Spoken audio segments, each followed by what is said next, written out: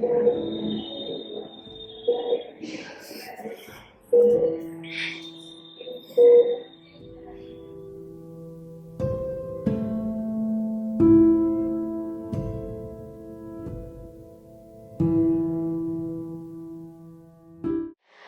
YT family, good morning. అందరూ ఎలా ఉన్నారు? నేనైతే చాలా బాగున్నాను. అండ్ మీరందరూ ఎలా ఉన్నారో కామెంట్ సెక్షన్లో అయితే చెప్పండి. అండ్ ఈ రోజు వీడియో వచ్చేసి మీరు most awaited and most requested video అండి. నా ట్రీట్మెంట్ జర్నీలో పార్ట్ 2 అనమాట. అంటే సర్జరీ వరకు వెళ్ళిన తర్వాత అసలు ఏ సర్జరీ చేయించుకున్నాను, దానికి ఎలా ఎలా ప్రొసీడింగ్స్ తీసుకున్నారు, సర్జరీ నుండి మళ్ళీ నా ప్రెగ్నెన్సీ సక్సెస్ ఎలా అయ్యింది, సో ఇలాంటి డీటెయిల్స్ అన్నీ కూడా మీకు ఈ వీడియోలో క్లియర్గా అయితే షేర్ చేయబోతున్నాను. అండ్ ఫస్ట్లీ మీకు చాలా మంది అడుగుతున్నది వచ్చేసి నేను సర్జరీ చేయించుకున్న హాస్పిటల్ డీటెయిల్స్ అయితే అడుగుతున్నారండి. పర్సనలీ చాలా మంది మెసేజ్ చేశారు. సో నేను వచ్చేసి సృజన హాస్పిటల్లో అయితే నా సర్జరీ అయితే చేయించుకున్నాను. ఇదంతా కూడా ఒక 3 months స్పాన్లో సృజన హాస్పిటల్లో నాకు చేసిన టెస్ట్లు, రిపోర్ట్లు ఇవన్నీ అనమాట. సో ఈ హాస్పిటల్ వచ్చేసి మనకి కాకినాడ బానుగుడి జంక్షన్లో అయితే ఉందండి. మేబీ ఎవరికైనా హెల్ప్ఫుల్ అని అయితే నేను సజెస్ట్ చేస్తూ ఉన్నాను. అండ్ ఈ హాస్పిటల్ మెయిన్లీ ఏంటంటే ఐవీఎఫ్ అండ్ ఇక్సీ సెంటర్ అనమాట. సో మనకి ఎప్పుడైనా ఇన్ఫర్టిలిటీ ప్రాబ్లం ఉంది అంటే మనకి ఐవీఎఫ్ అండ్ ఇక్సీ అన్నది ఇప్పుడు సక్సెస్ఫుల్గా రన్ అవుతున్న ప్రొసీజర్స్ కదా. సో ఈ హాస్పిటల్ అసలు నాకెలా తెలిసింది అంటే మా పెద్దాడి బుడిచి అయితే సజెస్ట్ చేశారు, వెళ్ళి ఒకసారి అయితే అక్కడ చూపించుకోమని అయితే చెప్పారు. సో దెన్ అప్పుడు నేను ఫస్ట్ టైం నేను 2020 అక్టోబర్లో నేను 15th అక్టోబర్ కరెక్ట్గా నేను సృజన హాస్పిటల్కి అయితే వెళ్ళానండి. ఫస్ట్ టైం వెళ్ళగానే ఫస్ట్ మన యొక్క ప్రాబ్లం ఏంటి, అసలు మనం ఏం కావాలనుకుంటున్నామని డాక్టర్ అయితే అడుగుతారు. సో ఎక్కడా కూడా మనం ఎటువంటి విషయాలు కూడా దాచుకోకుండా అసలు మనకేం కావాలి, ఏం ప్రాబ్లమ్స్ మనం ఫేస్ చేస్తున్నాం అన్నది అయితే మనం డాక్టర్కి అయితే ఖచ్చితంగా ఎక్స్ప్లెయిన్ చేయాలి. సో నేను అదే విధంగా 3 yearsగా నేను ఫేస్ చేస్తున్న ప్రాబ్లం గురించి క్లియర్గా అయితే చెప్పానమాట. చెప్పగానే ఒక చిన్న పెల్విక్ స్కాన్ అయితే చేశారండి. జనరల్లీ మనం ఎప్పుడైనా సరే హాస్పిటల్కి వెళ్ళినప్పుడు చేసే ఫస్ట్ బేసిక్ స్కాన్. సో ఈ స్కాన్ చేసిన తర్వాత నాకు చెప్పిన విషయం అయితే నేను నిజంగా ఆశ్చర్యపోయాను అనమాట. ఎందుకంటే ఇప్పుడు వరకు నేను తిరిగిన ఎన్నో హాస్పిటల్స్లో ఎప్పుడూ ఇలాగే స్కాన్ చేయడం, మీకు ప్రాబ్లం ఏం లేదు అంత నార్మల్గా ఉంది అని చెప్పడం తప్ప వేరొక మాట అయితే ఏ డాక్టర్ నోటి నుండి అయితే వినలేదు. For the very first time ఇక్కడ స్కాన్ చేసి నాకు మీకు చిన్న ప్రాబ్లం అయితే ఉంది, మేబీ మీకు ఫాలిప్స్ అయితే ఉన్నాయి అన్నట్టయితే డిటెక్ట్ చేశారనమాట. ఈ విధంగా నాకు ఏ హాస్పిటల్లో అయితే చెప్పలేదు. ఎవరైనా ప్రాబ్లం ఉంది అంటే చాలా బాధపడతారు, బట్ నాకు ప్రాబ్లం ఉందని చెప్పడం కూడా నాకు చాలా హ్యాపీనెస్ని ఇచ్చింది. ఎందుకంటే ఎప్పుడు ఏ ప్రాబ్లం లేదని చెప్పడమే తప్ప ఇది ప్రాబ్లం ఉంది, ఇది మనం సాల్వ్ చేసుకుంటే మనకి ప్రెగ్నెన్సీ వచ్చే ఛాన్స్ ఉంది అన్న మాట అయితే ఎక్కడ చెప్పలేదు. For the very first time ఇక్కడ చెప్పడం నాకు మంచి హ్యాపీనెస్ని ఇచ్చింది. అంటే ఒక సొల్యూషన్ ఉందేమో అన్న ఒక హోప్ అనమాట. సరే అసలు ఏంటి అని అంటే నాకు వెంటనే ఒక ఇమేజ్ అయితే డ్రా చేసి ఇచ్చారు. ఇక్కడ కనిపిస్తుంది కదండి, ఇక్కడ స్మాల్ ఇమేజ్ ఒకటి అయితే డ్రా చేశారనమాట. మన యూట్రస్ లోపల కరెక్ట్గా మనకి బేబీ ఎక్కడైతే ఫామ్ అవుతుందో అక్కడ ఈ ఫాలిప్స్ లాంటివి అయితే ఫామ్ అయినట్టు ఉన్నాయి. సో దీనివల్లే మీకు బేబీ అన్నది మీ యూట్రస్ లోపల అంటే గర్భాశయంలో అటాచ్ అవ్వకుండా నార్మల్గా మీకు పీరియడ్స్ అయితే వచ్చేస్తున్నాయి. ఈ ఫాలిప్స్ అన్నవి రిమూవ్ చేయడం ద్వారాగా మీకు ప్రెగ్నెన్సీ నార్మల్ అయ్యే ఛాన్సెస్ ఎక్కువ ఉండొచ్చు అని అయితే చెప్పారు. సో దీనికి ఏంటి సొల్యూషన్ అంటే ఏం చేస్తే ఈ ఫాలిప్స్ రిమూవ్ అవుతాయి అంటే సో 2 సర్జరీస్ అయితే చెప్పారు. ఒకటి వచ్చేసి హిస్టీరియోస్కోపీ అండ్ ఇంకొకటి వచ్చేసి లాప్రోస్కోపీ. నేను డైరెక్ట్గా వెళ్ళడంతోనే నాకు ఎక్కడ మెడికేషన్స్ కానీ ఏమీ స్టార్ట్ చేయలేదండి, డైరెక్ట్ ప్రొసీడింగ్స్లోకి అయితే వెళ్ళిపోయారనమాట. ఎందుకంటే నేను ఆల్రెడీ 3 yearsగా రకరకాల మెడిసిన్స్ వాడున్నాను, రకరకాలుగా ట్రై చేస్తున్నాను, అన్నీ కూడా ఫ్లాప్ కూడా అయినాయి. కాబట్టి డైరెక్ట్గా ప్రొసీడింగ్స్ మాత్రమే తీసుకున్నారు. సో మనకి ఈ సర్జరీస్కి ఏవైతే ఉన్నాయో దానికి సమ్ ఎక్స్ అమౌంట్ వరకు అయ్యే ఛాన్సెస్ అయితే ఉన్నాయి. బిఫోర్ దట్ సర్జరీ ఫస్ట్ అయితే చిన్న చిన్న టెస్ట్లు అయితే మీరు చేయించుకోండి. ఆ టెస్ట్లో కనుక అంతా నార్మల్ వస్తే అసలు దీని వరకు వెళ్ళాలా వద్దా ఏంటి అన్నది మనం డిసైడ్ అవుతామని చెప్పేసి చిన్న చిన్న టెస్ట్లు అయితే రాశారు. సో ఆ టెస్ట్ కోసం ఏంటంటే నేను మమతా స్కాన్ సెంటర్లో మళ్ళీ ఓవరీస్ సైజ్ కానీ ఎలా ఉన్నాయి, యూట్రస్ లోపల ఎలా ఉంది, సో ఇలాంటి చిన్న చిన్న బేసిక్ స్కాన్స్ అయితే తీయించుకున్నాను. సో అందులో వచ్చిన రిపోర్ట్ కూడా డాక్టర్ ఏదైతే ప్రెడిక్ట్ చేశారో సేమ్ ఆ ప్రెడిక్షన్స్ ఇవి ఒకేలాగా అయితే వచ్చినాయి అనమాట. మేబీ ఫాలిప్స్ లేదంటే బ్లడ్ క్లాట్ సంథింగ్ ఏదో యూట్రస్లో చిన్నగా ఫార్మేషన్ అయితే ఉంది అని అయితే ఆ రిపోర్ట్లో కూడా వచ్చింది. అండ్ యాజ్ వెల్ పీసీఓడి మైనర్గా ఉన్నట్టు ఆ రెండు కూడా టాలీ అయిన తర్వాత ఓకే మనం సర్జరీకి అయితే వెళ్ళాల్సి ఉంటుంది అని అయితే నాకు క్లియర్గా అయితే చెప్పారనమాట. సో ఈ సర్జరీకి సమ్ ఎక్స్ అమౌంట్ అవుతుంది అన్నట్టు కూడా మాకు అయితే చెప్పారు. చెప్పిన తర్వాత ఎవరైనా బేసికల్లీ సర్జరీ అనగానే కొంచెం ఆలోచిస్తాం. సో ఏంటి మనం సర్జరీ వరకు వెళ్ళాలా, ఇంత అమౌంట్ ఎఫర్ట్ చేస్తున్నాము, మనకి రిజల్ట్ ఉంటుందా, నిజంగానే మనం సర్జరీ చేయించుకోవాలా చేసుకోకూడదా అన్న ఒక క్వశ్చన్ ఎవరికైనా పడుతుంది కదా. అండ్ దట్టు ఒక మిడిల్ క్లాస్ ఫ్యామిలీలో చాలా ఆలోచిస్తాము, అంత అమౌంట్ మనం ఎఫర్ట్ చేస్తున్నాము అంటే రిజల్ట్ ఉంటుందా ఉండదా అని. సో అటువంటి కేసెస్లో మ్యాక్సిమం ఏంటంటే ఎప్పుడు కూడా సెకండ్ ఒపీనియన్ తీసుకోవడం అనేది బెస్ట్ చాయిస్ అండి. సో ఏంటంటే మనకు తెలియకుండా మనమే మన ఫ్యామిలీ మెంబర్స్తో డిస్కస్ చేసి ఇంత డబ్బులు అయిపోతాయా, ఇంత అయిపోతుందా, మళ్ళీ ఉంటుందో ఉండదో, ఇంకొక సంవత్సరాలు 2-3 ఏళ్ళు వెయిట్ చేయండి అని మన ఫ్యామిలీ సజెషన్స్ తీసుకునే కంటే ఒక డాక్టర్ సజెషన్ తీసుకోవడం చాలా బెస్ట్. సో దానికోసం ఏం చేశానంటే మళ్ళీ ఇంకొక హాస్పిటల్ అయితే మేము అప్రోచ్ అయ్యాము సెకండ్ ఒపీనియన్ కోసం. అది కూడా కాకినాడలో ఉన్న లాసియా హాస్పిటల్ అండి. సో అక్కడ నేను వెళ్ళి నా ప్రీవియస్ రిపోర్ట్స్ అన్నీ అయితే చూపించి సో నా ప్రాబ్లం అయితే ఇది, సో ఏంటి దీనికి సొల్యూషన్ అని అడిగితే సో అక్కడ కూడా డాక్టర్ ఒకే ఒక మాట చెప్పారు, మీకు నార్మల్గానే ప్రెగ్నెన్సీ వస్తుంది, సో ప్రాబ్లం అయితే ఏం లేదు, 3 yearsకి మీకు ఏంటి అంత కంగారు, ఇంకా 1 year వెయిట్ చేసి చూడండి, మీకు నార్మల్గా అవే ఛాన్సెస్ అయితే ఉంటాయి అని అన్నారు. బట్ అప్పటికే నేనైతే ఫుల్గా వెక్స్ అయిపోయి ఉన్నాను. ఇంక నేనైతే వెయిట్ చేసే ఛాన్స్ అయితే అస్సలు లేదన్నాను. అట్లీస్ట్ 3 months మెడికేషన్ తీసుకుని వెయిట్ చేయండి, తర్వాత IUI అయితే స్టార్ట్ చేయొచ్చు అని అన్నారు. బట్ అది కూడా కాకుండా నాకు ఇలా సృజన హాస్పిటల్లో అయితే నాకు ఇలా సర్జరీ సజెస్ట్ చేశారు. సో దీనికి నేను వెళ్ళాలా వద్దా అంటే ఫస్ట్లీ అయితే అంత అవసరం లేకపోవచ్చు, అంటే ఫాలిప్స్ ఉండడం వల్ల టోటల్లీ ప్రెగ్నెన్సీ రాకపోవడం అన్నది ఉండకపోవచ్చు, అండ్ అది కూడా కారణం అయి ఉండొచ్చు, ఏదన్నది మనం క్లియర్గా అయితే చెప్పలేము అన్నట్టుగా అయితే అన్నారు. అండ్ దాని తర్వాత నెక్స్ట్ ఇంక ఒకే మాట అన్నారండి, సో సృజన హాస్పిటల్లో సత్యవతి గారు చెప్పారు అంటే మేడం చెప్తే మీరు ఖచ్చితంగా వెళ్ళడమే మంచిది అన్నట్టుగా కూడా అన్నారనమాట. ఇంకా ఆ మాట తీసుకుని సో సర్జరీకి అయితే ఇంకా అప్రోచ్ అవ్వాలి అని అయితే మేము ఫిక్స్ అయిపోయాం. సో దెన్ అక్కడి నుండి మళ్ళీ ఇదంతా నవంబర్ మంత్లో జరిగింది. అక్టోబర్లో ఫస్ట్ నేను సృజన హాస్పిటల్కి వెళ్ళాను, నవంబర్లో వచ్చేసి మళ్ళీ లాసియా హాస్పిటల్లో నేను ఒపీనియన్ తీసుకున్నాను.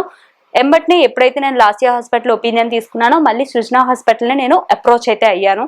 అయిన తర్వాత ఓకే మేము డెసిషన్ అయితే తీసుకుంటాము, బట్ ఏంటి ఈ రిపోర్ట్స్ అన్ని చూసారు కదా, ఖచ్చితంగా సర్జరీ వరకు వెళ్ళాలా అంటే దానికి ముందు కూడా చిన్న చిన్న టెస్ట్లు అయితే చేద్దాము, చేసిన తర్వాత దాని యొక్క రిజల్ట్ మనం బేస్ చేసుకుని ఎంతవరకు నెసెసిటీ ఉంది అంటే హిస్టీరియోస్కోపీ లాప్రోస్కోపీ రెండు చిన్న చిన్న ప్రొసీజర్స్, రెండు చిన్న చిన్న డిఫరెన్సెస్ కూడా ఉంటాయి, అవి మీకు ఎక్స్ప్లెయిన్ చేస్తాను.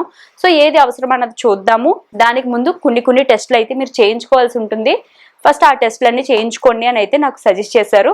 సో అందులో ఫస్ట్ నేను ఫేస్ చేసింది HSG అండి. సో ఏదైతే పెయిన్ఫుల్, ఇది నేను చేయించుకోలేను బాబోయ్ అని ఒక హాస్పిటల్లో చేయించుకోకుండా స్కిప్ చేసేసానో అది ఫైనల్లీ మళ్ళీ నేను చేయించుకోవాల్సి వచ్చిందనమాట. చాలా మంది ఈ టెస్ట్ గురించి అయితే అడుగుతున్నారండి, అంటే ఇది పెయిన్ఫుల్లా, ఎలా ఉంటుంది అంటే మనం అసలు బేర్ చేయగలమా లేదా అని. నేను కూడా బేర్ చేయలేము అన్నట్టుగా అనుకునే ఫస్ట్ టైం నాకు రాసినప్పుడు నేను చేయించుకోకుండా స్కిప్ చేసేసాను. బట్ ఇక్కడ ఏంటంటే చేయించుకోవాల్సి వచ్చింది, చేయించుకున్నాను కూడా. సో ఈ టెస్ట్ ఏంటంటే పెయిన్ఫుల్లే, అఫ్ కోర్స్ మన డెలివరీ పెయిన్స్ కంటే ఎక్కువైతే కాదండి, తక్కువనే అనుకోండి. ఖచ్చితంగా ఒక 15-20 నిమిషాలు మనది కాదు అన్నట్టు దేవుని తలుచుకుని కళ్ళు అయితే మూసుకోవాల్సిందే. ఈ టెస్ట్లో ఏంటంటే బేసికలీ ఇంజెక్షన్స్ లాంటివి మనకి యుట్రస్ లోపల మనకి ట్యూబ్స్ ఉంటాయి కదా, ఆ ట్యూబ్స్లో బ్లాకేజెస్ ఏమైనా ఉన్నాయా ఏంటి అన్నట్టు తెలుసుకోవడానికి ఈ టెస్ట్ అయితే మనకి బేసికలీ చేస్తారనమాట. ఈ టైంలో బ్లీడ్ అవుతుందా అంటే ఒక్కొక్కరికి బ్లీడ్ అవుతుంది అండ్ ఒక్కొక్కరికి బ్లీడ్ అవ్వదు. సో బ్లీడింగ్ కూడా కొంచెం మైనర్గానే ఉండొచ్చు. పెయిన్ అయితే మాత్రం చేస్తున్న టైంలో కొంచెం మనం అయితే ధైర్యం తెచ్చుకుని తట్టుకోవాల్సిందే అండి. సో ఆ టెస్ట్ చేయించుకున్న తర్వాత ఆ రిపోర్ట్స్ అయితే వచ్చినాయి. సో అవి అయితే నార్మల్గానే ఉన్నాయి, అంటే ఎటువంటి బ్లాకేజెస్ లేకుండా నార్మల్ రిపోర్ట్స్ అయితే వచ్చినాయి. దాని తర్వాత ఇంకా చాలా టెస్ట్లు అయితే చేయించుకున్నాను. సో అందులో లైక్ ECG కానీ, హెపటైటిస్ కానీ, HIV కానీ, ఇంకా చాలా చిన్న బ్లడ్ టెస్ట్లు ఇంకా చాలా అయితే కవర్ అయినాయండి. థైరాయిడ్ టెస్ట్ కానీ ఇవన్నీ చేయించుకుని మొత్తం కంప్లీట్ ప్రొఫైల్ అనమాట, పేషెంట్ కంప్లీట్ ప్రొఫైల్తో మళ్ళీ డాక్టర్ గారిని అయితే మనం అప్రోచ్ అవ్వాలి. సో కంప్లీట్ ప్రొఫైల్ అయితే ప్రిపేర్ చేసుకుని సో చూపించిన తర్వాత ఆ రిపోర్ట్స్ అన్ని చూసిన తర్వాత మైనర్గా థైరాయిడ్ దగ్గరలో అయితే ఉన్నారు. So something 0.5 mg tablets use చేయడం బెటర్ ఏమో అన్నట్టుగా సజెస్ట్ చేశారు.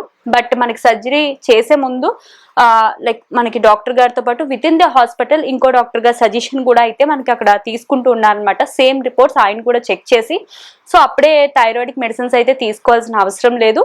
సో మీరు వెయిట్ అనేది రెగ్యులేట్ చేసుకోవడం ద్వారాగా దీన్ని అయితే కంట్రోల్ చేసుకోవచ్చు అన్నట్టుగా అయితే చెప్పారు. సో బేసికల్ ఏంటంటే నాకు కూడా ఒక ఒపీనియన్ ఏంటంటే థైరాయిడ్కి మనం మెడిసిన్స్ వాడాము అంటే సో లైఫ్ లాంగ్ అలా వాడుతూ ఉండాల్సి రావచ్చు. సో మ్యాక్సిమం ఏదైనా ఫుడ్తో కానీ మన వెయిట్ కానీ హెల్తీగా మనం చూసుకోవడం ద్వారా థైరాయిడ్ని కంట్రోల్ చేసుకోవడమే బెస్ట్ అని నేను కూడా ఫీల్ అయ్యాను. సో ఇవన్నీ ఏంటంటే డిసెంబర్ మంత్లో నెమ్మదిగా కంప్లీట్ అయిన ప్రొసీడింగ్స్. సో దీని తర్వాత ఏంటంటే మనకి సర్జరీ ఎప్పుడు పడితే అప్పుడు చేసేసేది కాదు. సో దానికి ఒక సర్టెన్ పీరియడ్ ఉంటుంది. అంటే మన పీరియాడిక్ సైకిల్ ఎండ్ అయిన తర్వాత 11th డే 13th డే అలా సమ్ డేస్ అయితే ఇస్తారు. సో అప్పుడు మాత్రమే ఈ సర్జరీ అయితే చేస్తారు. డిసెంబర్ మంత్ ఎండ్ అయిపోయింది. ఇంకా జనవరిలో నాకు పీరియడ్ అయిపోయిన తర్వాత జనవరి 2021.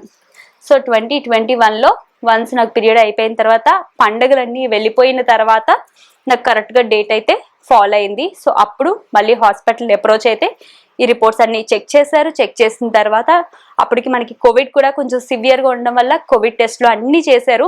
అండ్ దాంతోపాటు మనతో కేవలం ఒకరిని మాత్రమే అలౌ చేస్తున్నారనమాట. అంటే మనతో ఎవరైనా ఉంచుకోవాలనుకుంటే అయితే మదర్ లేదంటే హస్బెండ్ అలా ఎవరో ఒకరు మాత్రమే ఉండాలి. సో నాతో వచ్చేసి మా హస్బెండ్ అయితే ఉన్నారు. అండ్ సర్జరీ చేసే ముందు రోజు నైట్ అయితే హాస్పిటల్లో అడ్మిట్ అవ్వమని అయితే చెప్పారండి.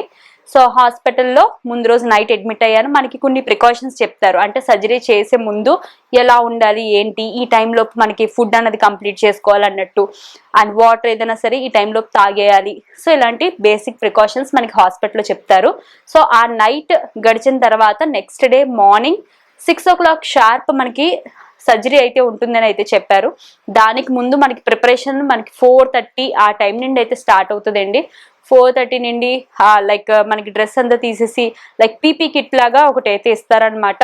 ఆపరేషన్ థియేటర్లోకి తీసుకెళ్లే ముందు ఆ డ్రెస్ వేస్తారు. మన బీపీని మానిటర్ చేస్తూ ఉంటారు, మన హార్ట్ బీట్ మానిటర్ చేస్తూ ఉంటారు.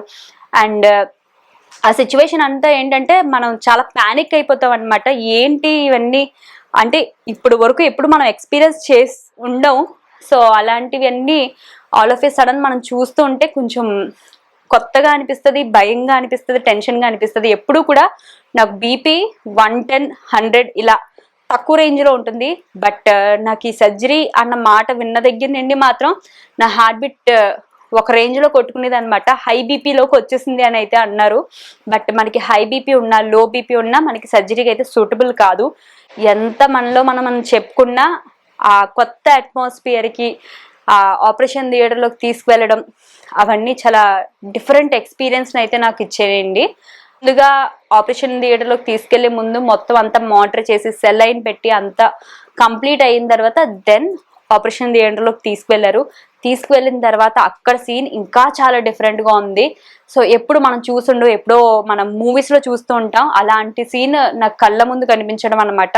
మొత్తం పైనంతా లైట్స్ ఉండి ఆ ఆపరేషన్ థియేటర్లో నైఫ్స్, సిజర్స్ అన్నీ కళ్ళ ముందు అలా చూస్తూ ఉంటే ఒక్క నిమిషం కళ్ళు తిరిగినట్టు అయిపోయింది అనమాట. ముందుగానే ఆ చిన్న చిన్న ఇన్ఫో అయితే ఇచ్చారు, ఎలా జరుగుతుంది అన్నట్టు అయితే ముందుగా చెప్తారు. అంటే ఇది పెయిన్ఫుల్, ఇది పెయిన్ కాదు, సో మీరు భయపడద్దు, ఇలాంటి చిన్న చిన్న ఇన్స్ట్రక్షన్స్ అయితే మనకి ఇవ్వడం అయితే జరుగుతుంది. తర్వాత మోస్ట్ పెయిన్ఫుల్ పార్ట్ నేను ఫీల్ అయింది ఏంటి అంటే మన స్పెయిన్కి ఎనస్థీషియా అయితే ఇస్తారనమాట. ఇది జనరల్లీ ఏదైనా ఆపరేషన్ చేస్తున్నప్పుడు మనకి ఆ పార్ట్ అంతా స్పర్శ లేకుండా పెయిన్ తెలియకుండా ఉండడం కోసం మనకి ఇచ్చేదన్నమాట.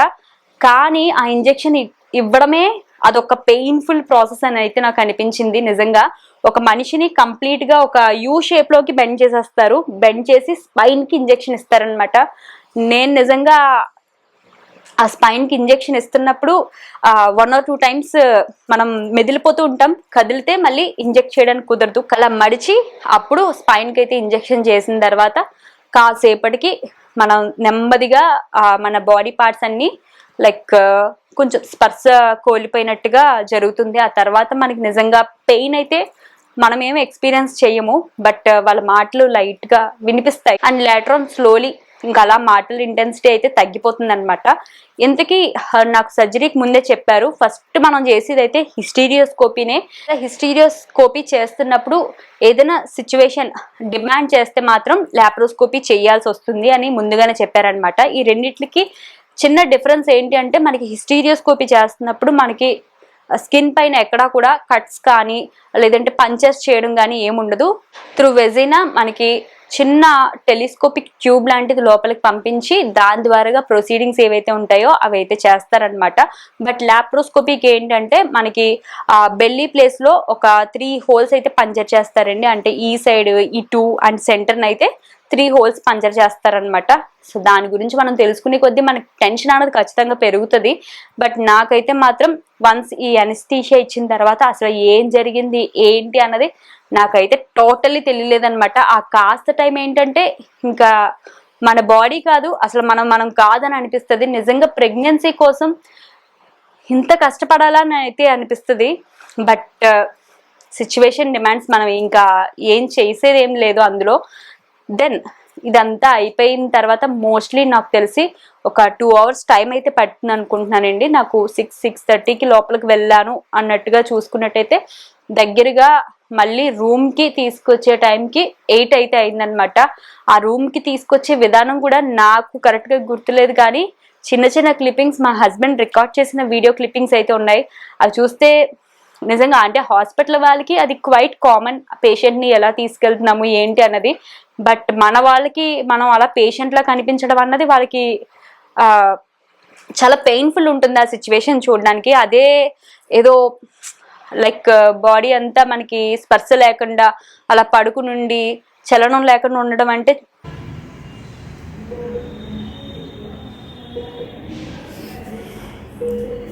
మనకు కావాల్సిన వాళ్ళకి మనల్ని ఆ సిచ్యువేషన్లో చూస్తే వాళ్ళకి ఎలా ఉంటుందో ఒక నిమిషం ఆలోచించి చూడండి.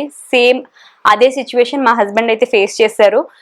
దెన్ ఆ సర్జరీ అయిపోయింది, మళ్ళీ రూమ్కి షిఫ్ట్ చేసేసారు. రూమ్కి షిఫ్ట్ చేసిన తర్వాత ఆల్మోస్ట్ ఆ డే అంతా ఉన్న తర్వాత నెక్స్ట్ డే మార్నింగ్ డిశ్చార్జ్ చేశారనమాట. ఈ ఫుల్ డే అంతా కూడా మనల్ని మానిటర్ చేస్తూనే ఉంటారు, ఇంజెక్షన్స్ చేస్తూనే ఉంటారు, చేతికి అలా సిలైన్ ఎక్కుతూనే ఉంటుంది. సో చేతులు అలా, నాకు సిలైన్ అన్న నీడిల్స్ అన్న చాలా భయం, అలాంటిది ఇంకా ఐ థింక్ ఈ చేతికి అనుకుంటా ఉంది. సో ఆ సిలైన్ అలా ఎక్కుతూనే ఉంది అండ్ ఇంజెక్షన్స్ చేస్తూనే ఉన్నారు. ఎన్ని చేశారో ఏంటో నాకైతే తెలియలేదు, కానీ మొత్తం మీద ఈ ప్రొసీజర్ అంతా అయిపోయిన తర్వాత నెక్స్ట్ డే మార్నింగ్ అయితే ఫైనల్లీ డిశ్చార్జ్ చేశారు. ఇంటికి రీచ్ అయిపోయాం.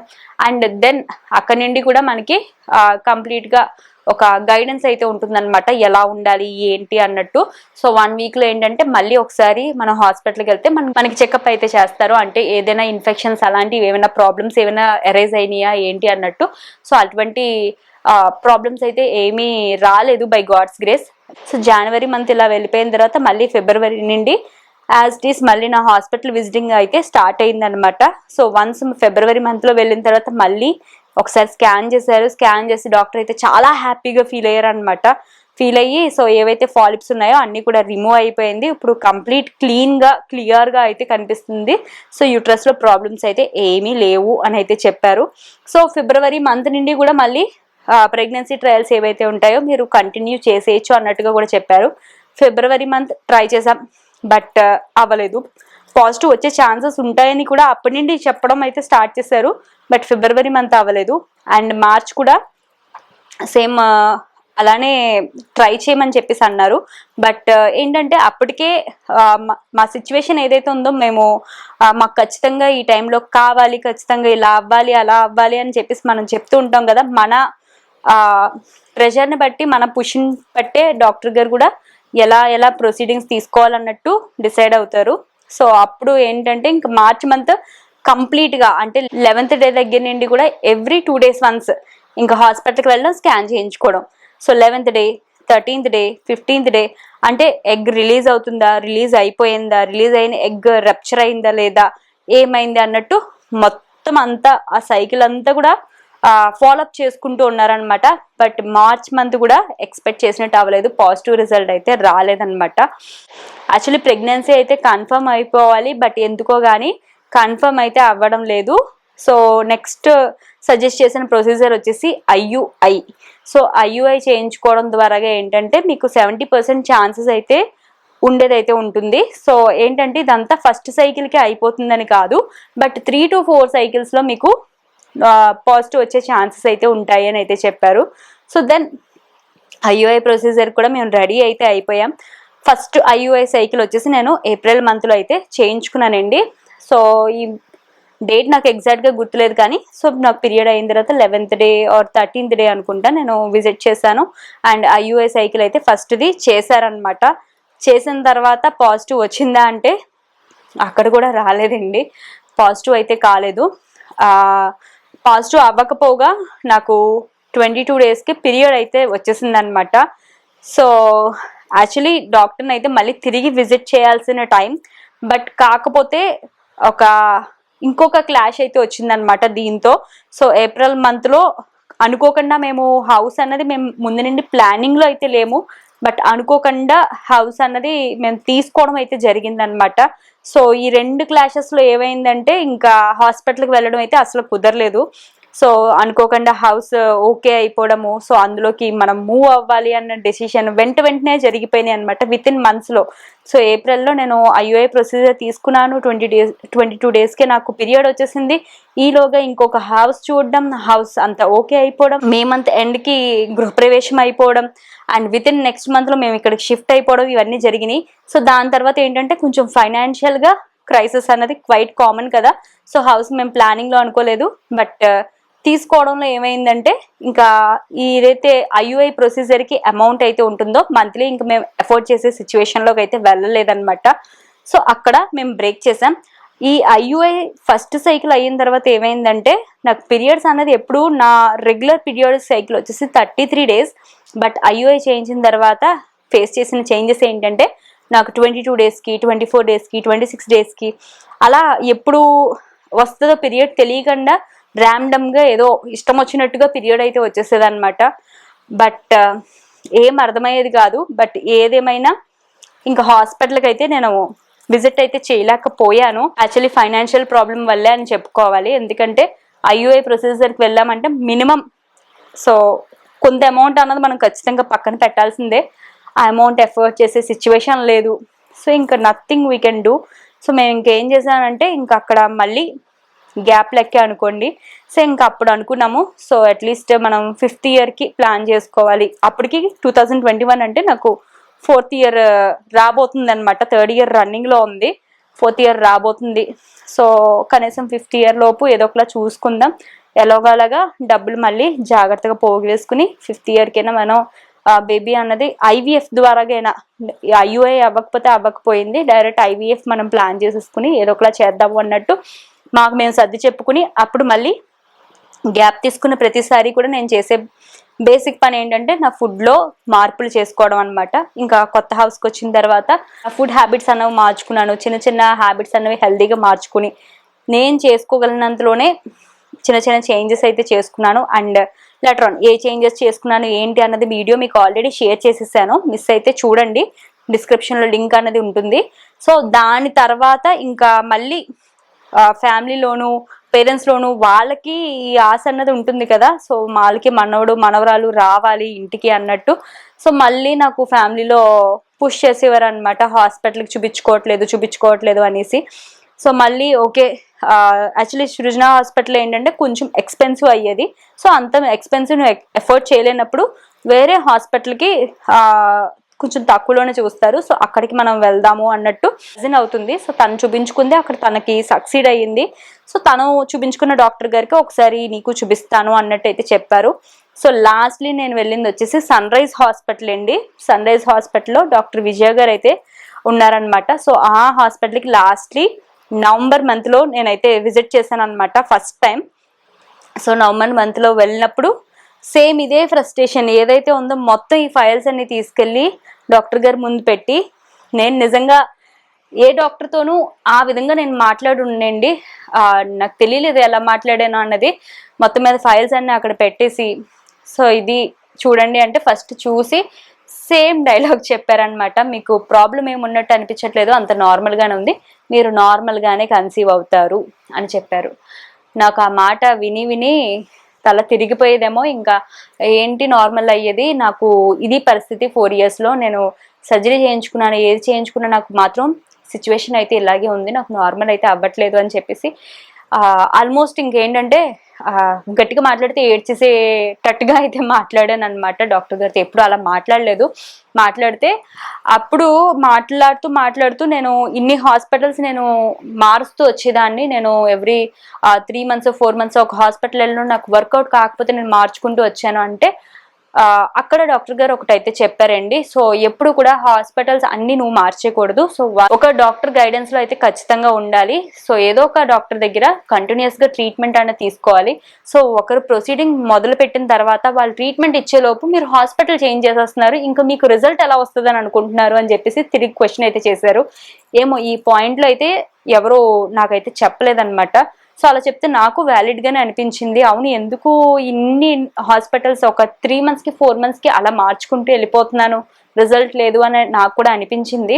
బట్ అప్పుడు ఇంకా ఫైనల్లీ అంతా మాట్లాడిన తర్వాత సరే ఒక 3 months స్పాన్ ఎక్కువ మనం తీసుకోవద్దు, ఒక 3 months నేను మెడిసిన్స్ ఇస్తాను వాడండి, వాడిన తర్వాత రిజల్ట్ లేదు అంటే నేను కూడా IUI సజెస్ట్ చేస్తాను, మీకు నార్మల్గానే ఉంది కాబట్టి. సో బేసికలీ స్టార్టింగ్ ఒక 3-4 cyclesలోనే నార్మల్ అయిపోవచ్చు అన్నట్టుగా అయితే చెప్పారు. అండ్ దాంతోపాటు మంత్లీ మెడిసిన్స్ కూడా ఏంటంటే ట్రీట్మెంట్ అయితే స్టార్ట్ చేయలేదు. ఇచ్చిన మెడిసిన్స్ కూడా బేసిక్ మెడిసిన్స్ అండి. ప్రెగ్నెంట్ అవ్వాలంటే బేసికలీ మన బాడీలో కొన్ని నెససరీ వైటమిన్స్ అంటే ఖచ్చితంగా ఫాలిక్ యాసిడ్ అనేది ఉండాలి. అండ్ దాంతోపాటు ఏంటంటే ఇంకోటి జింకోవిట్ ట్యాబ్లెట్స్ అయితే ఇచ్చారనమాట. ఇవే ట్యాబ్లెట్స్ ఇచ్చారండి. హార్డ్లీ నాకు హాస్పిటల్ బిల్ కూడా ఒక 500 కూడా అవ్వలేదేమో. సో ఆ మెడిసిన్స్ నేను తెచ్చుకున్నాను. ఆ మెడిసిన్స్ కూడా నేను ఒక 15 to 20 days వాడాను అనుకుంటా. రిజల్ట్ దేనివల్ల వచ్చింది అన్నది పక్కన పెడితే మాత్రం నాకు వెరీ నెక్స్ట్ మంత్లో నాకు ప్రెగ్నెన్సీ అయితే కన్ఫర్మ్ అయితే అయ్యింది. సో ఏంటంటే క్రెడిట్ ఎక్కడ ఇవ్వాలి అన్నది పక్కన పెడితే ఖచ్చితంగా మనకి ఈ సర్జరీ చేయించుకుంటే అప్పుడే మాకు స్టార్టింగ్లోనే చెప్పారు వితిన్ 1 or 2 yearsలో ఖచ్చితంగా కన్సీవ్ అయ్యే ఛాన్సెస్ అయితే ఉన్నాయి అనేసి. So what ever the reason conceive అయితే అయ్యానండి. మేబీ సర్జరీ యొక్క రిజల్ట్ అంటే ఏదైనా మనం ఒక పని ముందు చేసేస్తే దాని యొక్క రిజల్ట్ అనేది ఇమీడియట్గా కనిపిస్తుంది అన్నట్టు అనుకోకుండా, సో కొంచెం లాంగ్ రన్లో అయినా సరే మనం చేసిన పనులకి ఖచ్చితంగా రిజల్ట్ అయితే ఉంటుంది. సో సర్జరీ యొక్క రోల్ అని అనుకోండి, లేదంటే హెల్దీ ఫుడ్ హ్యాబిట్స్ అని అనుకోండి, సో ఏదైనా సరే మొత్తం మీద నాకు రిజల్ట్ అయితే వచ్చింది. నా ఫుల్ ట్రీట్మెంట్ అయితే జర్నీ ఇలానే జరిగిందండి. సో ఫైనల్లీ ఇది మీకు మేబీ హెల్ప్ఫుల్ అవుతుంది అని అనుకుంటున్నాను. యాక్చువల్లీ ఈ వీడియో అంతట్లో నేను ఎక్కడా కూడా సర్జరీ యొక్క డీటెయిల్స్లో లైక్ కాస్ట్ ఎంత అవుతుంది అంటే IUI కానీ నాకు చేయించుకున్న సర్జరీ యొక్క కాస్ట్ కానీ నేను మెన్షన్ చేయట్లేదు. ఎందుకంటే లైక్ ఒక్కొక్క హాస్పిటల్లో ఒక్కొక్కలా ఉంటుంది. సో దీన్ని అంతా పబ్లిక్ చేసేయాలని అనుకోవట్లేదు. ఒకవేళ నాకు ఆ ప్రైజింగ్ ఎంత అయింది ఏంటి అని డీటెయిల్స్ కావాలి తెలుసుకోవాలి అని మీరు అనుకున్నట్టయితే నాకు ఇన్స్టాగ్రామ్లో అన్నది మెసేజ్ చేయండి. నా ఇన్స్టాగ్రామ్ ID కూడా మీకు డిస్క్రిప్షన్ బాక్స్లో అయితే ఇచ్చాను. సో ఇంకా మీకు చిన్న చిన్న క్వశ్చన్స్ అయితే వస్తున్నాయి. ఆ క్వశ్చన్స్ కూడా నేను వెరీ సూన్ వీడియో ద్వారా ఆన్సర్ చేస్తాను. Hope that you like this video and catch you again in next video.